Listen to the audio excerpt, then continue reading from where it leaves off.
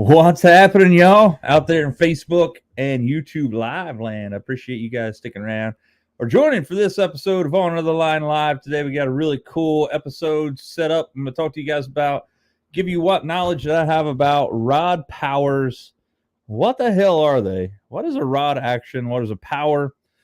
What's the difference? When you use what? I'm going to give you what I I'm going to say this is going to be like a very crash course in what the heck a rod, what all the ratings and stuff are on a rod. So we're after this short intro, we are going to dig right into her. So let's get after it. Gotta get your arms way up in a cast and set the hook on smallmouth bass, and then you'll understand. Gotta get your hands on a Shimano reel and a G-Loomis rod. I bet you like what you feel. Step on the deck and give it a whirl. Hello and welcome to my world. Tennessee Bassmaster in the house. I'm ready as well, bud. So again, thank you for joining this episode of On Another Line Live. I've been walking around on cloud nine today, ladies and gents. And I'm going to explain to you why that is. A lot of you guys know me that know me personally, know what I'm about to say. But so a few months ago in July, I had the opportunity to submit for support an opening act or an opening gig for a very well-known country music artist. You may know him as Clay Walker. Clay Walker is going to be at the Paramount Arts Center in Ashland, Kentucky, January 14th. I had the opportunity to submit an application to be considered to be support for him or be the opening act for him. And I just found out today that I got that gig. So I am super pumped up about that. Super pumped up. It's been a wild day. I've got probably 1,000 text messages from people, which is really cool. So if you guys are out there and you're watching this, I appreciate it.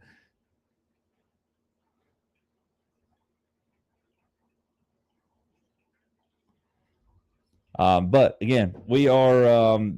I'm like, I love fishing. That's my passion. I play music to be able to fish because fishing gear is not cheap. We all know that. But this is absolutely the biggest gig that I've ever landed in my entire life.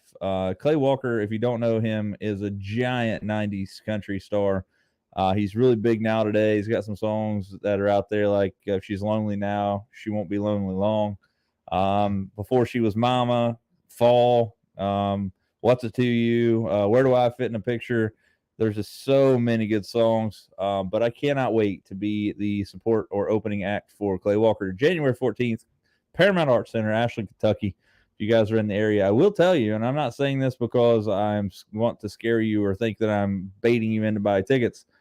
There's less than 100 tickets available in the theater right now, or in Paramount Arts Center. So if you're wanting to check that out, I recommend it for obviously Clay Walker. It's going to be a great show.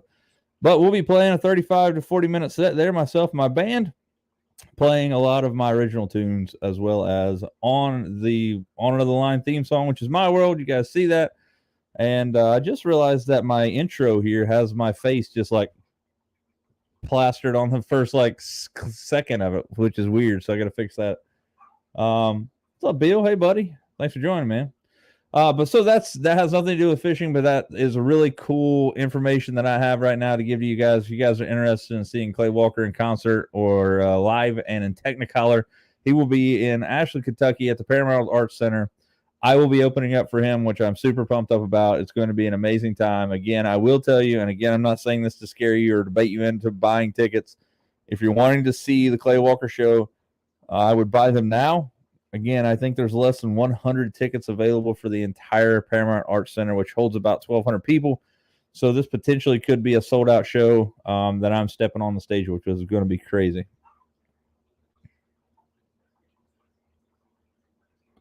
Sharing out all my videos here, guys. If you guys don't care to share it really quick, get people in here.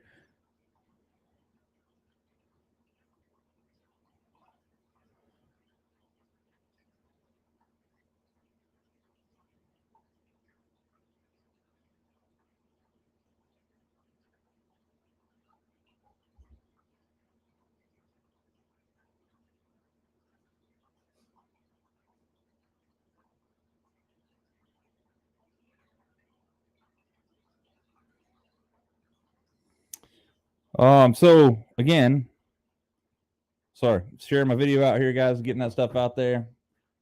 What is up, Aaron Strickland? But yeah, again, so without further ado, let's talk fishing. That's why you guys are here.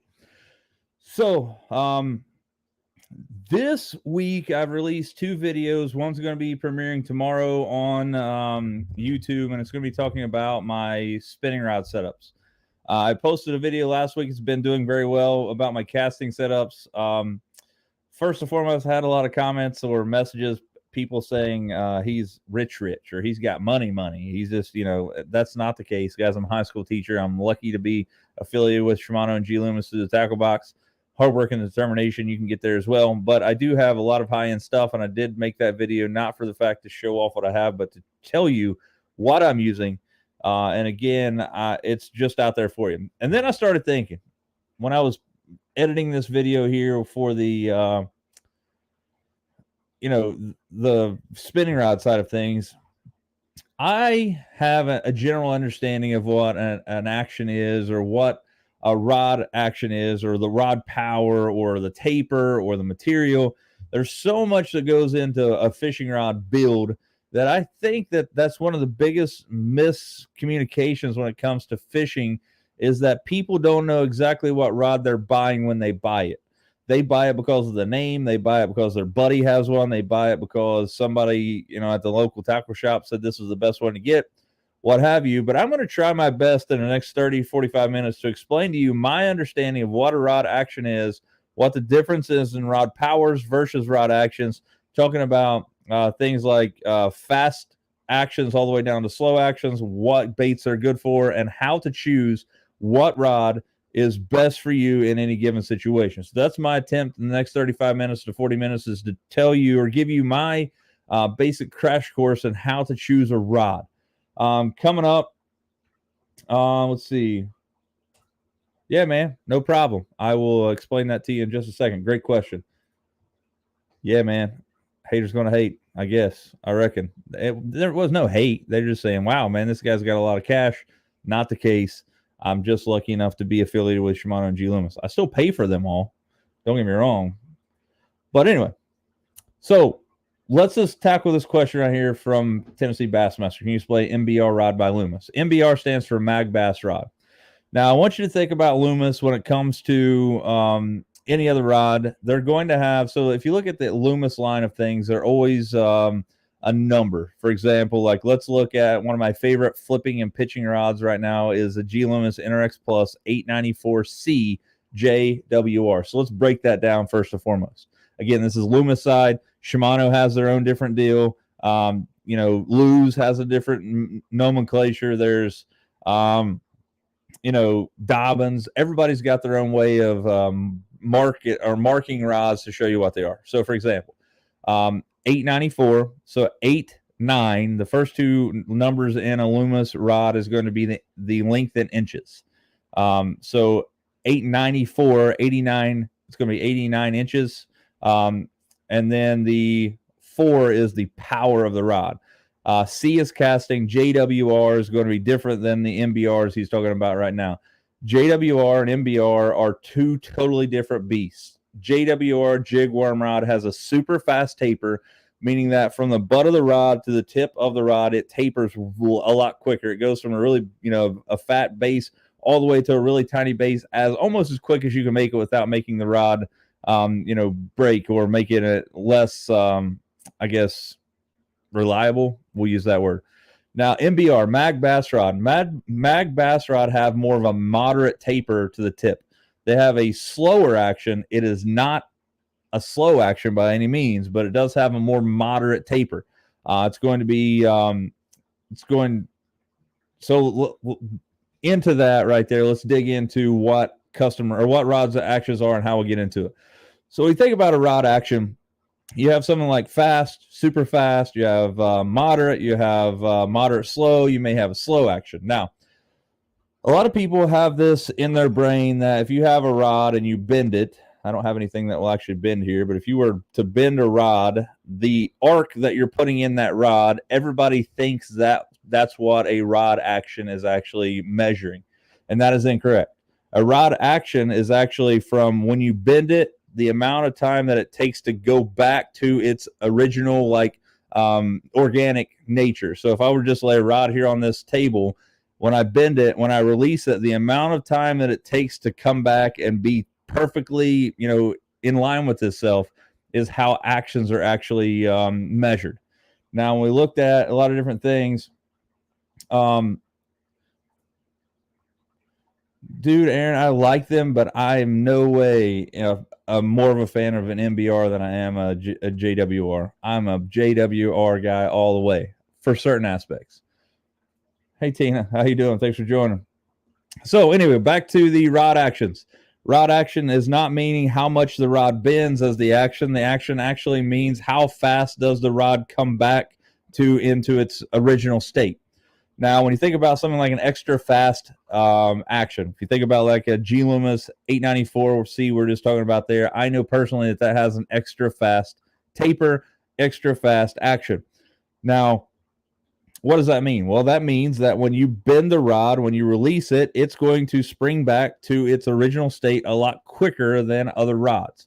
Now, why is that needed? Why would you want the different ones? So let's go through the different ones. We have extra fast, fast, moderate, slow, and sometimes you have very few rods are actually set up as like a slow action. Normally you see it's more moderate now, which I think is coming with the way of fishing, how it's evolved throughout the years.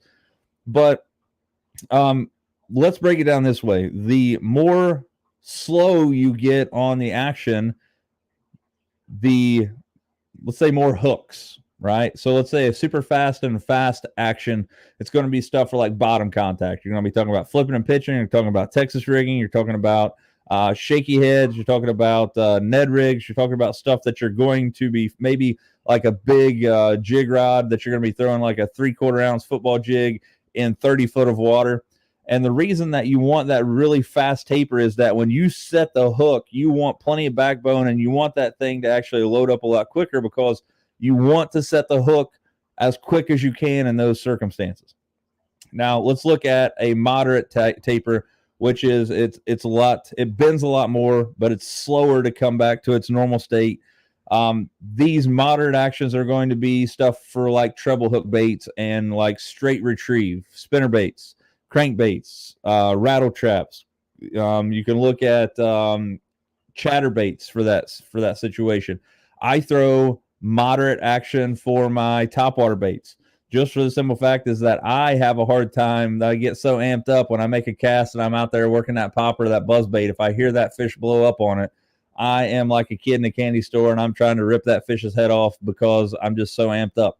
With the moderate action, it gives me the way to load that rod up and not rip that thing out of that fish's mouth.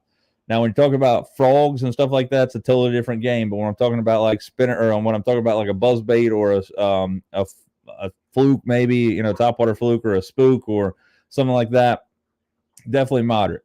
Now, when you get into the slow action, guys, slow action, I think, is kind of gone to the wayside. I don't think that there's any rods out there that are actually built with a slow action. Slower, maybe. I think moderate is going to be where it's at. Most of the things are set up as moderate. Hey, Chris, what's up, buddy? Thanks for joining, man. What are you having good to eat?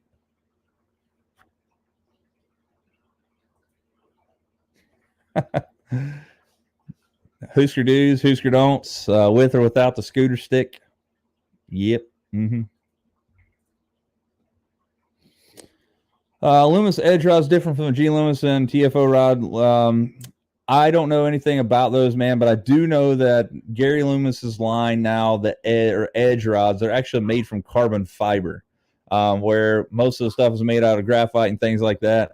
But the edge rods, again, that are made actually by Gary Loomis now. So if you don't know, the timeline of G Loomis that we're talking about before Edge was started by a fellow named Gary Loomis. That's G Loomis. That's his name, Gary Loomis. He made G Loomis rods forever and made them into what they are today. And then a lot of people don't know that 20 plus years ago, he actually sold the G Loomis rod brand and all of the technology to Shimano. I don't know what the money was involved. I'm sure it was a bunch, but Shimano has owned G Loomis for the better part of 20 years or more. I'm thinking like 21, 22 years. But now Gary Loomis is making his own rods called Edge. And again, the difference between the Edge and Loomis is that I can tell you that Edge rods are actually made of carbon fiber and not, graphite or different materials we're talking about. I've never held one. I fit the prices of them seem like they're fairly decent for what they are. I mean, like a high end rod for the Edge is like $400, I think, if I was looking at it correctly, because I was intrigued with them too. But I don't know how he's making them so cheap if they're pure carbon fiber. They're super light. I'm sure they probably have super fast tapers. Guys, I apologize if you can hear my dog barking back there.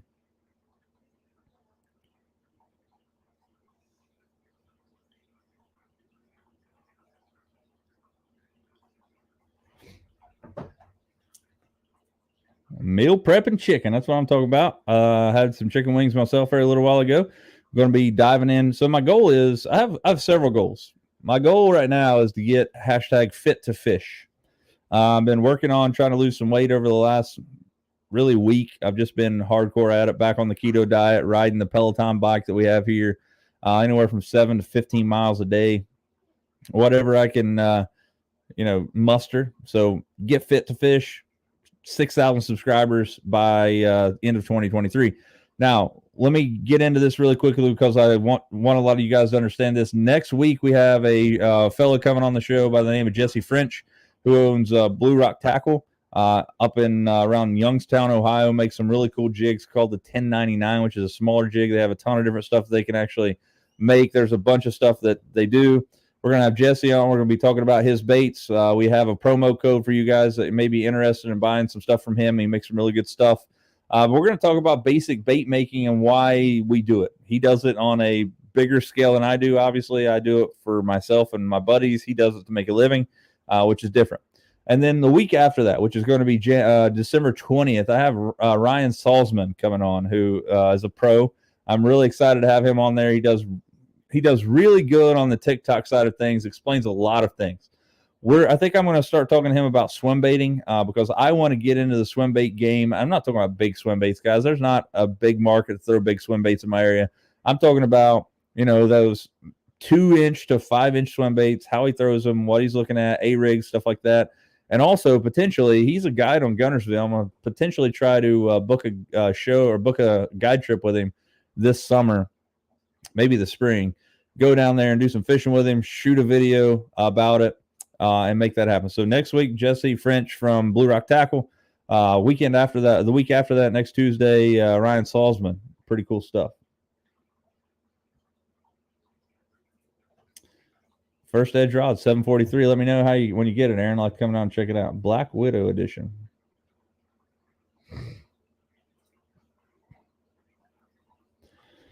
Yeah, so here's the thing about the Poison and NRX. If you guys watch my video on YouTube about this last week, you will notice that I have more Poison Adrena rods in my boat than any other rod series that I own. Right now, the only casting rods that I have in my boat, minus 2 low-end SLX rods, are Poison Adrena, IMX Pro G Loomis, and NRX Plus G Loomis. That's the only 3 rod series I'm fishing right now. Again, just for the simple fact that I have the ability to fish those high-end things. Now, the Poison Adrena, and Shimano would kill me for saying this, but I'm okay saying it because I feel like it's the truth. Poison Adrena rods and NRX Plus rods fish similarly. I feel like the sensitivity is there for Poison Adrena as well as it is in NRX Plus. You're getting the rod taper, the multi-taper design in the NRX Plus that allows you to have different thinner walls in different sections of the rod to allow lighter stuff and a lot of different actions and different tapers and things we're talking about. The only downfall that the Poison Adrena has over the NRX Plus, it's not a downfall, obviously, but they're half the price. You're looking at $350 for a Poison Adrena, whereas the NRX Plus is $625, $650, depending on what rod model you want. But one thing that I do want you to understand is that the warranty between those two rods, there's no comparison. The NRX Plus or anything Loomis has a limited lifetime warranty on it, which means if you make a cast and it breaks and you think it's manufacturer defect, you could send that baby back to them. They'll check it out. If they determine that it's a manufacturer defect, they will send you a brand new rod, no questions asked. If that rod line is not made anymore, they'll send you a rod in the newest, the most one that actually, I guess is the same in the new version. For example, if you bought like an IMX Pro, break it 10 years from now and it's a manufacturer defect, you send it back and maybe the NRX Plus is now at that line. They'll send you one of those. The Shimano side of things, that where I think that the Poison Adrena is severely lacking, is that it's a $350 rod and it has a 1-year warranty. That's it.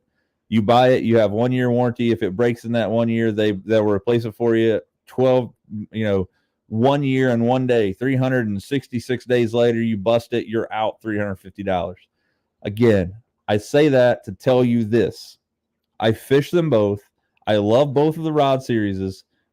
I find myself picking up Poison Adrena rods a lot, just for the simple fact is that they are phenomenal rods. I put them up there with the NRX Plus sensitivity. They are also lighter in more cases than an NRX Plus. However, another downfall of the Poison Adrena is that the rod series doesn't have a ton of variation and tapers and actions and stuff. So for what it's worth, that's my opinion. I say go for it, man. You're going to like either rod, but be careful about the warranty. Again, you get a 1-year warranty with the Poison Adrena, limited lifetime with the NRX Plus. But again, NRX Plus is more than double the cost. So is what it is. NBR rods good for spinnerbaits. Yes, they would be good for spinnerbaits. Going to be looking at spinnerbaits, chatterbaits, stuff like that. They do. NBR is a good all-around rod. It doesn't specialize as much as a jig worm rod or something with a super fast taper.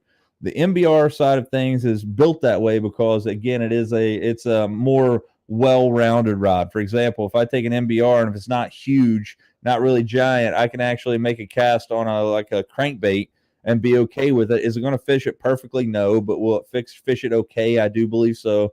You're going to have a little bit more moderate action. You don't have that super fast action like you have with a Loomis IMX or like an NRX or something like that has a super fast action, super fast tip. JWR is what I'm talking about. NBR will be good for that. Again, it is one of those things that, it's personal preference. I don't own any NBR rods, and you heard me talking about it with Aaron a second ago. They're just not my favorite rod series. If I pick up something that I'm going to be throwing a fast-moving bait on, like a crankbait or spinnerbait or something, I'm going to pick up something that's cheaper than an NRX Plus. Again, NRX Plus is $650 a piece. I do not feel like that the NRX Plus sensitivity gives you that much of an advantage with a rod that you're just direct reeling. Crankbait, spinnerbait, chatterbait, even a jerkbait, something that you're going to be moving a lot, top water. I don't feel like that you get the advantage of having that NRX Plus. My spinnerbait rod right now, again, is a 173 medium heavy Poison Adrena. That is what I'm throwing spinnerbait on. A little bit more moderate of an action. Medium heavy on the Poison Adrena side is a little misleading because the Poison Adrena side I feel like is rated in the JDM market, the Japanese domestic market. So I feel like the medium heavy in the Poison Adrena, especially the 173 medium heavy casting rod, feels more like a medium to me than a medium heavy. What's happening, bro? Voices are great, man. I love them. Eric Daniel Moore, my man. Mark, you should get on the Loomis line, man.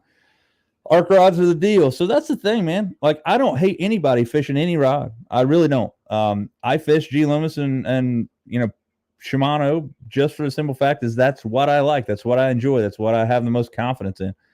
I don't look down on anybody, man. If you want to go out and pick up a Zebco from Walmart with a Zebco 33 and an old Rhino rod on it, and you're probably going to go out and whip my rear end with it, to be honest with you. But fish what you can afford, fish what you have confidence in. I've had an arc rod in my hand. Matter of fact, some of you guys may have been following my channel long enough to figure out, like, the very first year that I was in doing this live stuff, my cousin Josh and I was given an arc rod from a buddy of mine who fishes G Loomis and Shimano. He's like, hey, man, here's this rod. I won it on a contest. You can give it away on your show or whatever. He said, I'm not going to fish it. So I said, nope, I'm not going to fish it either. Again, I fished G Limits or Shimano. So we gave this thing away on my show, and I took more crap from the people that were watching my show in that last 6 months of my 1 year deal there.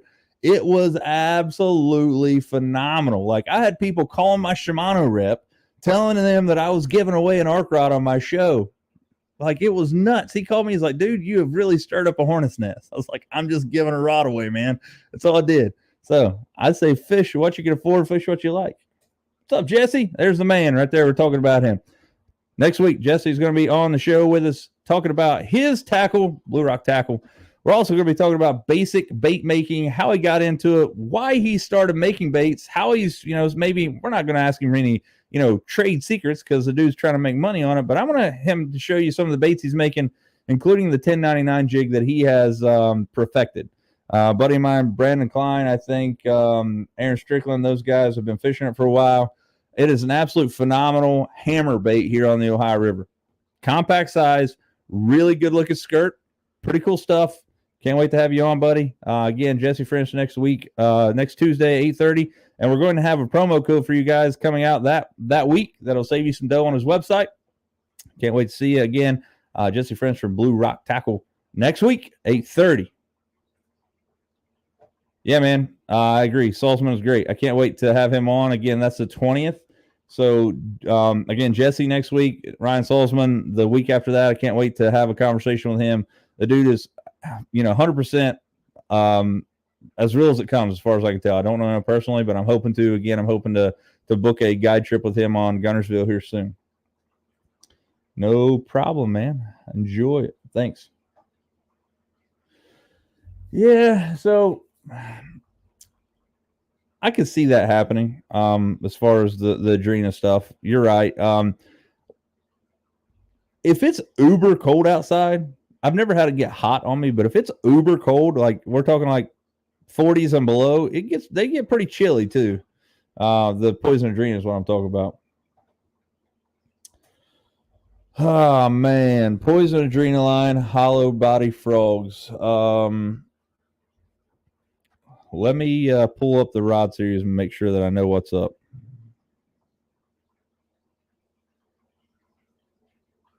I want to make sure that I'm telling you right here, because there's, like I said, there's a lot of different things here that I, let's see if I can find this. Actually,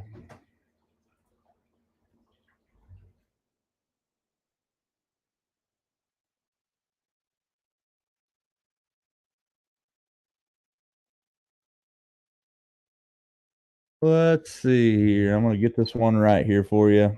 I don't know that there's going to be a perfect rod for hollow body frogs, to be honest with you. Stay away from the 7.2 heavy. I can tell you that it's not going to be enough. You might look at the 7.6 extra heavy, which is what they call their big moving bait. 7.6 extra heavy. Again, I just recommend you're going out and try to get your hands on it if you can. But do not take the rod powers written on those rods as face value. Again, especially if you're here in America, because I feel like the rod power on those they're underpowered. I feel like that the 172, which is a 7'2" heavy action, fills and fishes more like a medium heavy action than I'm used to here in the United States. So that extra heavy, don't let that fool you. The extra heavy actually has a little bit more of a moderate tip on it than a super fast tip. So that may be what you're looking for. Check out the 7.6 extra heavy for frogs. Do not go for the 7.2 heavy. I can promise you will not like that rod for frogs. GCX rods are really good. One thing that I will tell you is that the GCX rods are more than double. They're close to double the weight of an IMX Pro. A lot more expensive. Don't get me wrong. But if I'm going to be looking at a Loomis and I want to get into the lineup, I would save my pennies and buy an IMX Pro 100% of the time over the GCX.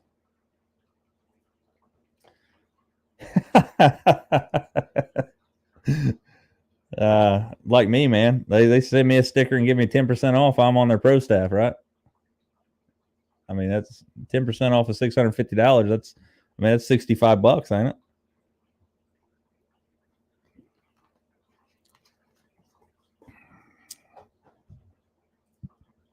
it? Great question. How did I become affiliated with G Loomis and Shimano? What I'm doing right here. Live videos on my YouTube channel and things. I can tell you from personal experience, because I am affiliated with G Loomis and Shimano, Jackal, Power Pro, all of those deals. They give you affiliation not through the company, but through local tackle shops. For example, I'm affiliated through those companies through the Tackle Box in South Point, Ohio. I've known Greg for a long time. I've went there and talked to him for a long time. I've built a relationship with my local dealer, and through them, I got to know the Shimano reps, and we were talking, and I was talking about my YouTube channel and my videos and things, and told him I fish G Loomis, and I would like to be, able to get on the quote unquote, I called it a pro staff back then because I was very uneducated. Pro staff obviously means promotional staff. That's not professional staff, but I was, just like anybody else, I had my hand out. I said, give me free stuff. That's not how it's happened. Matter of fact, it's never happened that way, minus two things. I've got two 100% free things from Shimano and G Loomis, and they have been very good, nice things. Don't get me wrong. Both of them were NRX Plus rods. So I'm looking at about $1,100 worth of rods that I got for free. But this is over a span of about 7 to 8 years being affiliated with the company. But those are the only two things that I've got, and those are really not free. Those are for working things. I worked a booth for them and sold product for them for 2 full days in Tennessee. So that was my pay for those guys. It's never really been free. But if you want to get affiliated with Shimano or any of those things, I would recommend going to your local dealer that's making these sales. Who in your area sells the rods that you like? Go build a relationship with those people and then see what comes out of it. Again, I was an idiot, to be honest with you. At the beginning of the thing, I had my hand out like, give me some free stuff. That's not how it works, because I'm going to tell you, everybody and their brother has their hand out saying, give me free stuff. That's not how it works. You see everybody on the planet, including myself when I first got in, repping like 965 brands just because they would give me a 10% discount and a sticker, as Aaron would say. But building relationships with the brands that you know and trust is the absolute key to making it into an affiliated spot with a company. Like I said, find your local dealer that deals what you like and build a relationship from there and see what happens. That's how I am. Again, I'm affiliated through Tackle Box in South Point, Ohio. Great place, but it does take into account that you're working for those companies now. So you're promoting, doing all that stuff, but a lot of times, again, going to work the booths and things like that are things that are required to me as being an affiliate, which I'm okay with. But there is some back-end backlog to work with to get into it. But that's my advice. Build a relationship with companies that with the products that you use and love. Again, don't just go out there and say, are you looking for a pro staff? I'll fish your stuff. Fish what you like, find what you like, approach the companies that you like, and try to build a relationship with them. That's going to be the only way you're going to make it happen, I think. Good luck. Hope you get that. Yeah, man, Matt Robertson, my dude Matt smacks him on ugly sticks. And like, there is no better match made in heaven than Ugly Stick and Matt Robertson. They are one and the same, dude. I tell you what, Matt Robertson has blown up in the last couple of years, and I'm super proud of that dude. Matter of fact, I had him on my live show probably 3 years ago, I'd say. He was actually working at somebody's house doing some pressure washing, stopped pressure washing, came in and done an hour-long show with me, talking about how he was just getting started in the pro stuff. And this was before he was actually fishing opens at this point and hadn't made it onto the series yet, which is really pretty cool. If you haven't checked that out, it's still on my channel. Yeah, man, I get it 100%. So here's the thing. High school anglers have a little different than I did. You have a platform. because you are a high school angler, and high school anglers are the next anglers, right? They're the next pros. You guys are the next ones. The KVDs of the world are being phased out. KVD can still catch them, but when's the last time you heard KVD being relevant in a tournament? I say that you'll see KVD be relevant a lot more this year because they're going to the 5-fish limit, 5-fish weight system with MLF. So I think you'll see him be a lot more relevant in these. Matter of fact, I don't know this for sure, but I would say he was one of the biggest proponents to get that changed because he's just an absolute hammer, but he also has been getting his rear end whipped, it seems like, for the past couple of years. But high school anglers have a platform. Go to your local dealer, man. Tell them that you're a high school angler. I guarantee you, without a shadow of a doubt, they will probably help you out. Are they going to give you free stuff? No. But a substantial discount is there on the table, especially if you're willing to help rep them. Name on your jerseys. If you're planning on going to college, YouTube channels, meet and greets, things like that. Very simplistic things to do, stuff you're already doing anyway. But high school anglers actually have a lot better than I do because I'm, a middle-aged man trying to get affiliated with this stuff, and there's a million of people just like me. But you, on the other hand, youngster, student, go find a dealer, talk to them. Hey, I'm a high school angler. I'd like to build a relationship with you as a business in hopes that maybe you'll be able to help me out to, cover some of the costs that it requires for me to fish. And again, don't approach them by saying, hey, I want this to be 100% free. Say, hey, what can I do to work for you to work off some of the costs of these rods? The worst they can say is no, but I guarantee you, if you come at them with a way of saying, I'm a high school angler, I don't have a ton of cash, I love the sport, how can I help promote your business? In turn, you help me out. I guarantee you there's somebody out there that will help you out. Like Corey Weaver right here, Tennessee Bassmaster. What I want you to do, I want you to go to jbsfishsauce.com, and I want you to send a message to this fella right here, Corey Weaver. Owns JB's Fish Sauce. They do have one of my signature scents called Pinch O Garlic. He might be able to help you out. Some discounted products. Who knows, man? This is the type of people that you need to meet. Now, let's get back to the rod actions, talking about that. So we talked about fast action. We talked about moderate action. We talked about slow action. Again, I want you to understand that the action of the rod is not how much the rod bends. It's how much time it takes for the rod to get back up to its normal state. Again, the faster that happens, the faster the action. Extra fast means it comes up really quick, used for bottom contact, big jigs, things that you want to set the hook really hard, and you want to set the hook and make sure you're driving that hook home. Maybe something that's in a big plastic, soft plastic. Maybe you're throwing a rodent, or you're throwing a swim bait, and you're barely reeling this thing. You want something to have all that backbone to get that hook driven into that fish's mouth. Again, deep water, big jigs, things that are bottom contact, stuff that you want to set the hook really quick. Going to be looking at fast action, extra fast action. When you get into the moderate action side of things, again, that's going to be more bend, and it's going to take longer time. It's going to take a longer amount of time for that to not only come back, but there's some, like, I call it buggy whip action. It's basically like that tip is just bouncing out there. So again, moderate action, going to be talking about stuff that has more treble hooks on there, or trebles, more hooks, trebles, stuff like, crankbait. If you're looking at lipless crankbaits, top water, jerk baits, even really good stuff there. Let's see, X Pride 610 medium light spinning. You prefer that over the 7.2 medium light for drop shotting? So Sean, I'd love to be able to answer this question for you, but I just have not fished the new X Pride line enough, the X Pride B, to tell you this.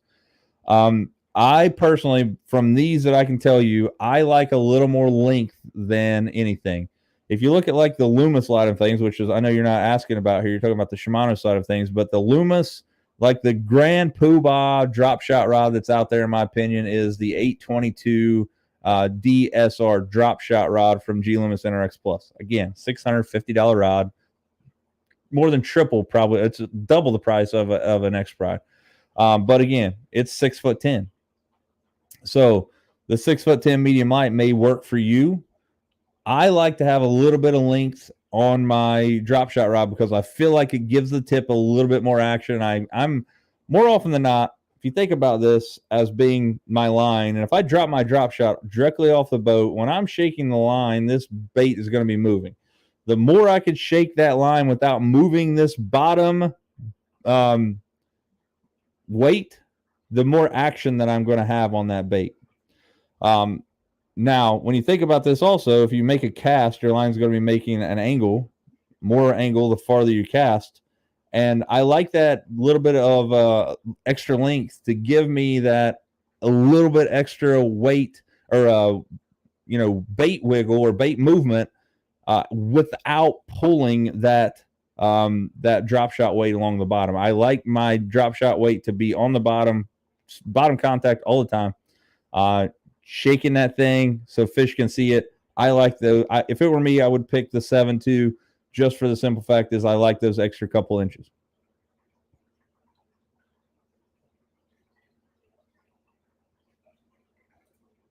They probably could, man. Tactical Bassin is a great channel. If you don't follow them, you should. Yeah, so the 822 does. So there's two different rod lineups there. There's the 822 SYR, which is a shaky head rod, which is what I own, and a DSR. The shaky head rod doesn't bend as far down in there. It has more backbone. Same amount of tip, in my opinion, but there's more backbone. The DSR is again the grand poobah of all drop shot rods. I don't own one because I like a little longer drop shot rod. Again, right now I'm throwing a 7.3 medium heavy for my drop shot rod. It's just an older Zodius, one of the old ones with the EVA foam handles, stuff like that. I like the extra length. Again, personal preference there, I think. Yep, I agree with that. Shorter better if you're dropping straight down, longer if you're casting at targets. I never drop straight down. I'm casting 100% of the time if I'm throwing a drop shot. Maybe that's why I like the extra length. Come on, Mark. Does that explain why you're working all the time? I mean, somebody had to say it.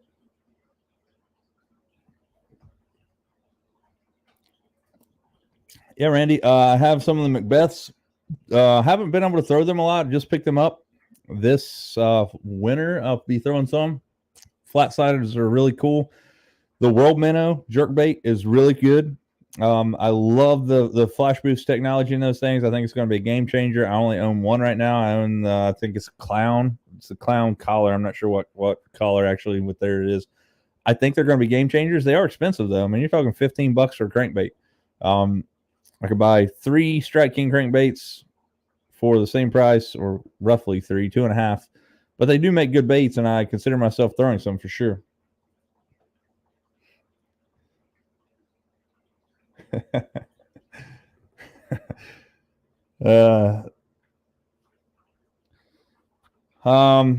If you're not dropping it on their heads, man, I would stick with the longer rod. I feel like you're going to have more action. You're going to have better hook sets because you're going to be taking up more line with the hook set as opposed to like a quick whooping stick.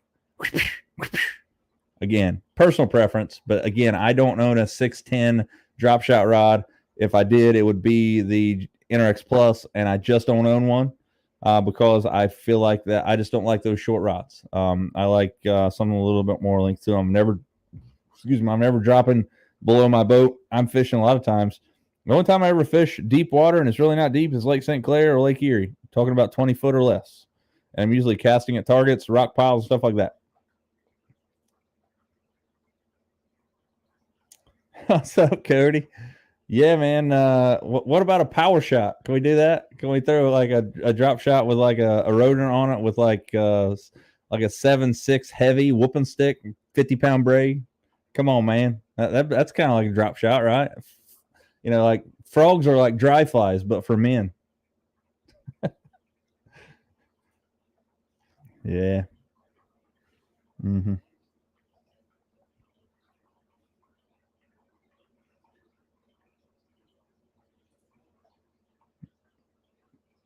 MGL spools are legit, man. They are. The Magnum Light spools are stupid. One of my favorite reels on the planet that I own today is, and it's not the greatest reel on the planet. It's not so much that I like the reel as much as for a reel. I like it as a whole. Is the Shimano Chronarch CI4, which is no longer made, and it is a full carbon frame reel with an MG or with a really hollowed spool. I have it on a Poison Adrena, and the 150 Corrado or Chronarch. Sorry, it's Chronarch 150 CI4 with that reel and a Poison Adrena 1611. It weighs less than 10 ounces. 10, count them, 10. Man, I don't skip much, but if I did, it would probably be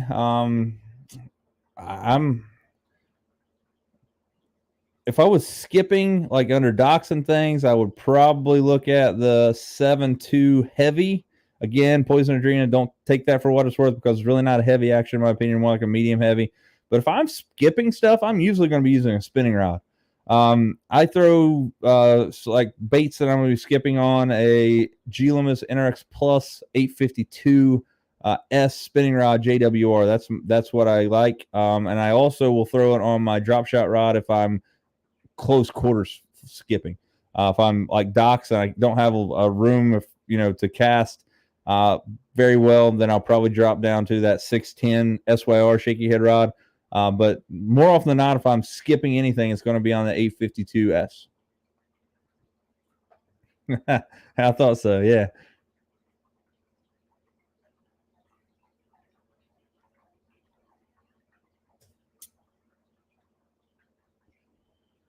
Yeah, so again, it's 100% personal preference. I'm with you, Fred.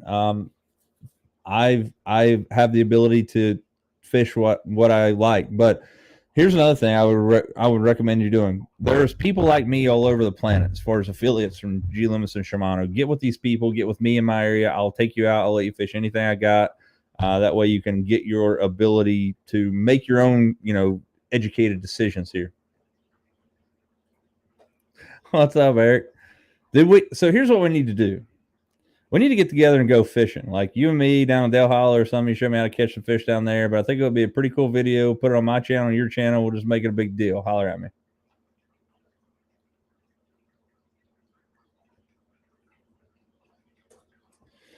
Budget friendly Shimano reel is going to be, what is that thing called? It's got a weird name.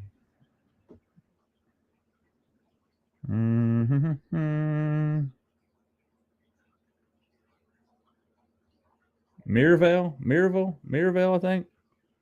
I think that's it.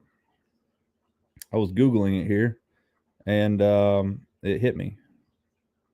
Yeah, Miravail, Miravel. That's $129. Fished one the other day. It wasn't mine. It was a loaner from the tackle box. For the $129 price point, you're not going to find a better entry level rod or reel. They are phenomenal. Really good. You're getting some bodacious features in that $129 rod. I've yet to hear anything that's bad on them.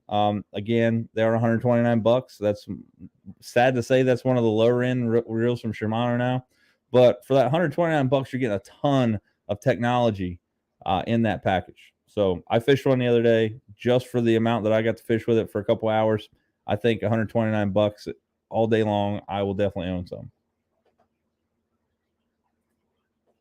Let's do it, man. I'm game. Have rods will travel.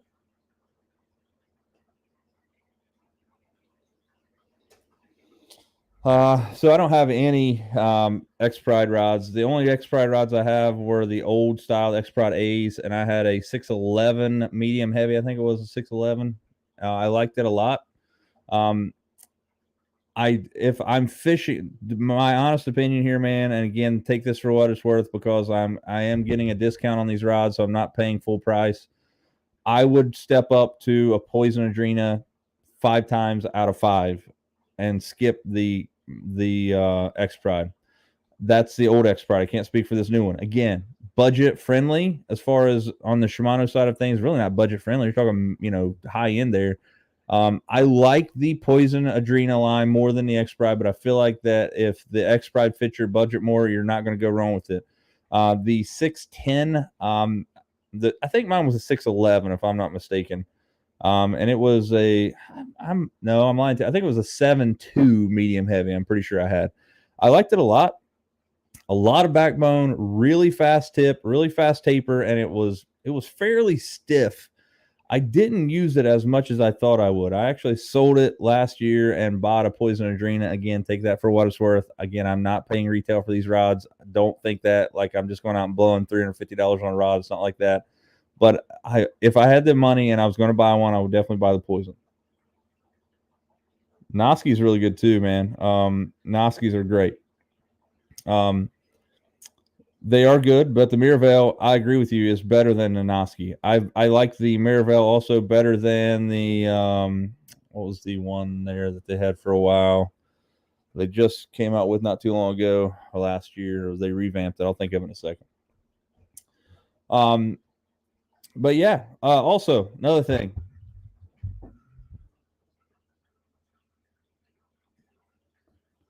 Test deal here. On Another Line leather patch hats. This is one of one right now, but I have more coming. They're going to be about $20 plus shipping, and look for those very soon. Also, another thing I'm excited to announce: On Another Line tungsten. Yep, you heard it right. On Another Line tungsten, and I'm going to beat or compete with any competitor's prices out there. I'm talking like my prices with tax included is going to be minus shipping unless you want to pick it up for me. Tax included on like 2 3/4 ounce worm weights. Again, tax included is going to be about $9.50, which is almost half price of someone like Strike King. Normally, like a 3/4 ounce worm weight from Strike King is about $9 total. But keep that in the back of your mind. Sometime after Christmas, I will have my own line of tungsten out there that will be available to pick up here. And we are, or I'm going to have a website. If you want to meet me with it, it'll save you shipping, but obviously shipping is going to be a little bit more expensive. But I do have On Another Line branded tungsten coming in very soon that I'll be selling. And it's top-notch stuff, guys. I've been using it for about 6 months now, working with the company. I will tell you, 100% of every piece of tungsten in the United States is made in China. There is not a single tungsten weight that you fish with that's made in the United States. I have searched high and low for a U.S. manufacturer of tungsten weights or tungsten carbide weights in the United States, and at this point, it does not exist. I will tell you my tungsten is coming from China just for the simple fact is that it's the only place that I can get it. There's no USA brands out there. 100% of the tungsten that you're fishing, whether that be Titan Tungsten or Eco Pro or Strike King, it's all coming from China. But again, I will have some of my own that'll save you some dough, help me out in the long run. Hats are coming soon, tungsten coming soon. Check back for details.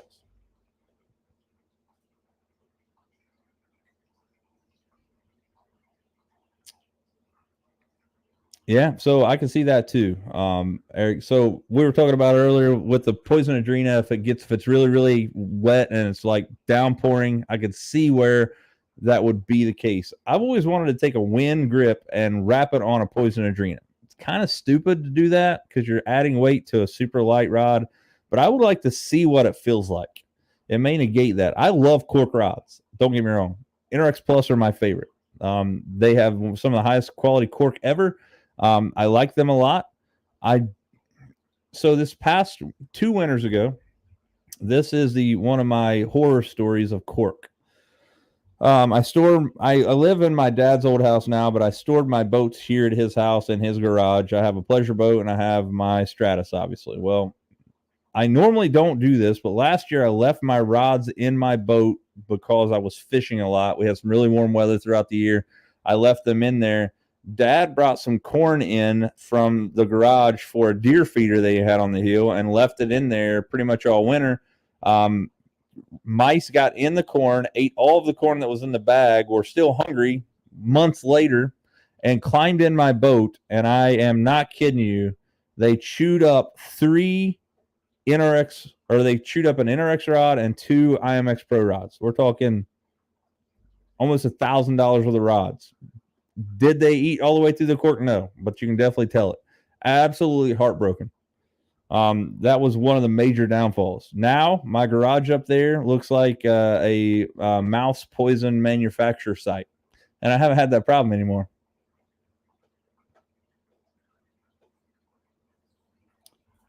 Yes, sir. Richardson 112. These will be stitched. This one is not stitched. This one's just adhesive. This is, again, just a test.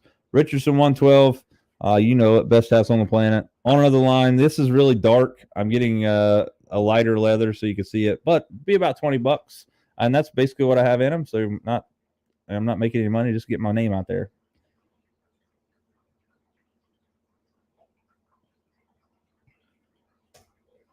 You think the IMX Pro is worth a jump over GCX? Yes, man. I know you're a high school angler, but there's night and day difference in the IMX Pro and GCX. I'm going to give you my absolute honest opinion.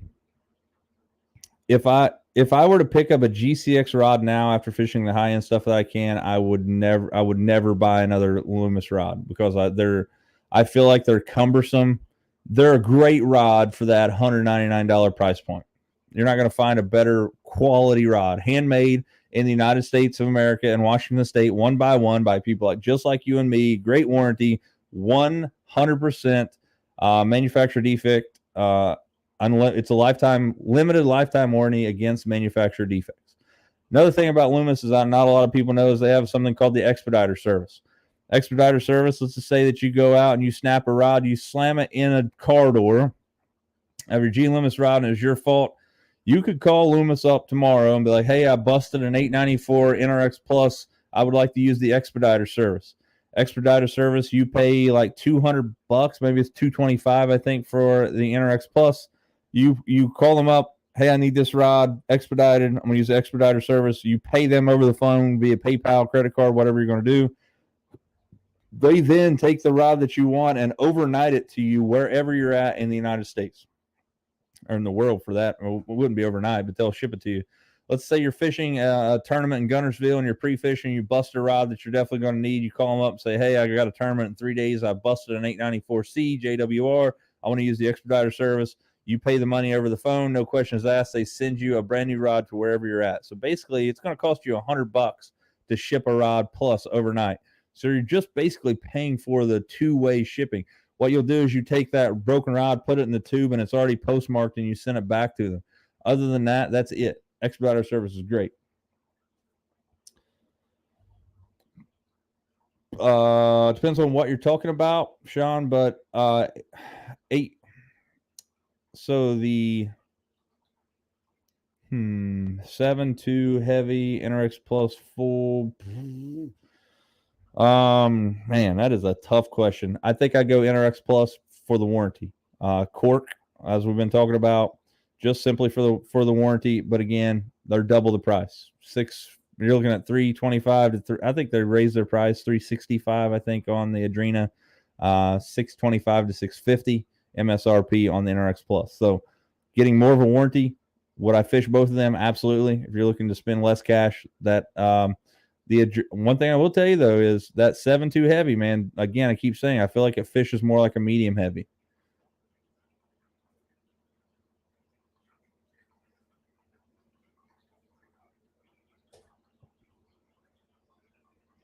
Yeah, so this is for newer rods. You're right. So before they didn't have serial numbers on them, but now they do. And they do that because, they've been taken advantage of in the past. So again, Sean is right. If you buy a Loomis rod, be sure you get on Loomis's website. It takes like 5 minutes. There's actually a QR code on the tag that you get. Register your rod. That way you can get that expediter service. Hopefully they do for you. The expediter service is really daggone cool, guys. Like I said, you're paying money for it. Obviously, you're getting, more. You're paying more money for it, but you're paying half the price that it would be to replace it. So it's almost like you have an unlimited warranty on it. Even if you break it, you're going to be able to pay for less money and get the same rod. So even though it's not, Loomis used to be 100% no questions asked lifetime warranty. If you go shut it in a car door, you call them up and they would send you a new one. The guide train on an NRX Plus costs anywhere from $150 to $200 just for the guides. So you can see where that stuff is going to be, digging into their pocket. Again, we're talking about handmade one at a time, Washington State. I would love to go out there and tour Loomis's factory, but they've shut all that stuff down because thanks COVID, right? And industry secrets.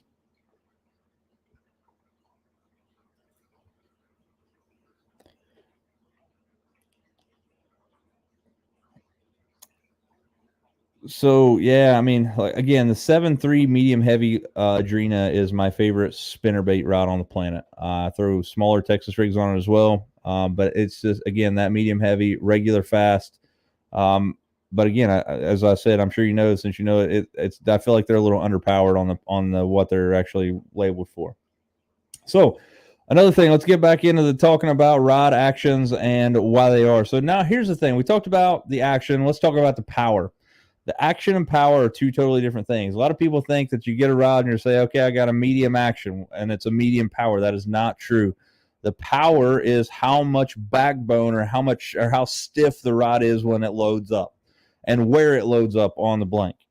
We talked about a rod a second ago that had a parabolic bend, which means it has the same amount of bend from reel seat to tip. That's going to be something like a moderate action, a slow action, something that you're going to be throwing trebles, cranks, chatterbaits and stuff like that on.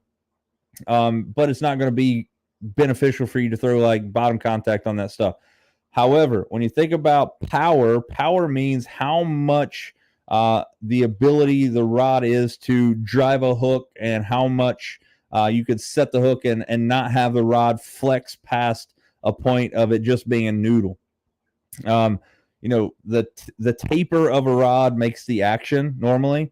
Like, for example, an NRX Plus has a super fast taper, which means it tapers as quick as it possibly can to get to the tip. Fast taper, fast tip. So what it means is that tip is going to come up a lot quicker than it normally does, again, causing the hook set to be a lot quicker and stuff like that. Now, when you think about that, another thing that you have to think about power is a lot of things that goes into that. How is it being built? What kind of materials? Used to be materials for rods used to be like IM6, IM7, IM8 graphite. This was like how everything was judged, and you had a graphite rod, and it was some sort of graphite made by a company, and it was it was labeled as IM6, IM7. Now, when you talk about graphite and things that are being built for rods, you look at what's known as higher modulus. Modulus means how much weight they can withstand. For example, there's like a 30-ton modulus, a 40-ton modulus. There is just how much strength now is in that material. So what kind of material is it made out of? For example, you hear about a glass rod. Glass is usually made out of fiberglass. That's why it's called a glass rod. It's not made out of regular glass, because if it was, it would shatter into 6,000 pieces and we'd be stepping on our boat. It's a fiberglass rod. Normally denoted on like one of my favorite glass rods that I own is a 172 medium heavy glass, Poison Adrena. I really love it. I just recently picked it up this past spring, throwing swim baits on it, chatterbaits, some top water, really good stuff. Glass is going to be a slower action, moderate action. It's going to bend more parabolically as opposed to a fast bend. So that's a fiberglass rod. It also kind of has some spring to it. The amount that your rod is going to be beneficial to you is also the amount of, or the material that it's made out of. Do not pick up a glass rod and expect to throw like top water on it. You're not going to get very good results doing that stuff. Again, there is a specific content specific or technique specific for each one of those materials of rods. Handles are another big thing when it comes to rods. Like, for example, the IMX Pro G Loomis 906C CBR. That is a crankbait rod. It's a 90 inches, 6 power, but the reel or the rod butt on this thing is like 14 inches long. The longer the reel or the rod handle, the more of a fulcrum point you're going to have on that rod. Something like a big deep diving crankbait. For example, that 906C is what I throw my big cranks on. 5XD, 6XD, something that's diving 15 to 25 foot. Something that you're really having to really, reel on. You're leaning on that thing all day. One thing I will tell you, throwing big baits like that on the wrong rod will make you tired very quickly. It's one of the rods on the planet that I feel like is the absolute most critical of having something that you can fish all day. Because if you throw like a 6XD on a 7.2 rod with a small handle on it, by an hour, you're going to be wishing you had never picked up a 5 or 6XD. But that giant rod handle allows you to have a bigger fulcrum point, so you can actually drive those hooks into a fish, even though a crankbait rod is going to be more moderate. It gives you a better fulcrum point. I usually have it up against my arm and like pinned in between my body. You can see those big fulcrum point handles on like swim baits, big things like that. Something that you want to be able to like lean into the fish again and try to drive those hooks home. Because if you're not making a good hook set, especially in the tournament world, you could literally lose hundreds of thousands of dollars from losing one fish. So that's there. So again, what we talked about this evening is going to be the rod actions. Again, rod actions just means how fast the rod comes back to its normal state. It's not how much it bends. It's not how quick it bends. It's how quick does the rod tip come back to its natural state. Again, if you just laid a rod out here, bent the tip down and released it, how quick does it come back to its natural state? That is going to be how you measure rod actions. Extra fast is going to be coming up really quick. Stuff like bottom contact rods. That's stuff like NRX Plus. IMX Pro has some. IMX Pro, guys, by the way, if you don't know, is a more technique-specific rod lineup. There's a lot of different things like bladed jigs and lipless crankbaits and Ned rigs, and you name it, they build a rod blank for the rods for that technique-specific. So that if you're looking for a technique-specific rod in the Loomis, look in the IMX Pro. Fast action, again, comes back a little slower, still looking at bottom contact in my opinion. Texas rigs, stuff like that, dropping down into the moderate action, which means it's going to have more of a parabolic bend. Crankbaits, topwater, jerk baits, stuff that you want that fish to be able to load up on before you set the hook really, really hard. It's going to allow you, it's going to take your quickness out of it, let the fish get onto the bait better and allow you to catch more fish. And again, in my opinion, I could be wrong, but I don't think that there's many rods out there on the planet, especially in the high end when you're looking at Loomis, Shimano, Dobbins, Arc, all of these. I don't think you're going to see many rods that are actually labeled as slow action. You're just going to see moderate, and you're going to see fast, and you're going to see extra fast. You're also going to see glass. Glass rods always have a more moderate action. When you're talking about the power, that just means how much backbone it has, how much the ability to to drive the hook in. Action is how much it is. Again, the power is basically the power. If you want to think about it this way, it's easier to understand this, that the rod power is how much effort it takes to flex the rod. So that would be what I'm talking about, pulling the rod down. How much effort does it take to bend it to that preloaded position, setting the hook? Again, heavy action is going to take more pressure to get that into that loaded or preloaded state, whereas like an ultralight, something like a panfish rod, is going to take way less.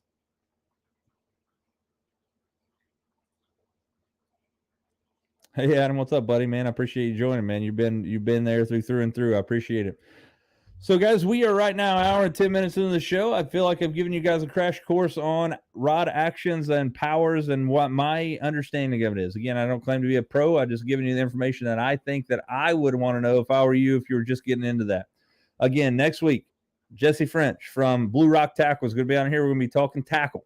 We do have a promo code for Blue Rock Tackle that I'm going to be sharing with you guys throughout the end of that show, and you guys will be able to save yourself some dough on his website. You're definitely going to be wanting to pick up some of those 1099 jigs.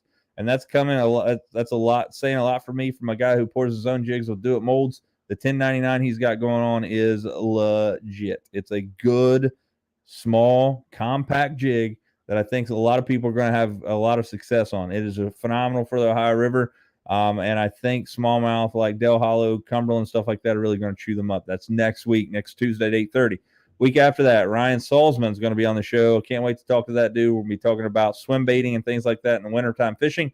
And again, I'm going to try to book him for an actual guided trip on Guntersville next spring. So I'm pretty excited about that, and I can't wait to get all that stuff coming at you.